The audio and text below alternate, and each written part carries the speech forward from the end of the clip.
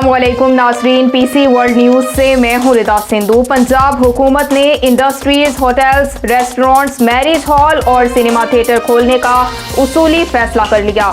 हमारे नुमाइंदा खुसूसी पाकिस्तान गुलाम दस्तगीर की रिपोर्ट के मुताबिक वज़ीर आला पंजाब की हिदायत पर काबीना कमेटी बराए कोरोना कंट्रोल का खुसूसी इजलास हुआ, जिसमें industries, hotel, restaurants, marriage hall और सिनेमा थिएटर खोलने का उसूली फैसला किया गया। इजलास में किए गए फैसले की हतमी मंजूरी national control and operation centre देगा। Gym, indoor sports, salon, clinic खोलने का फैसला NCOC की इजाज़त से मशरूत है।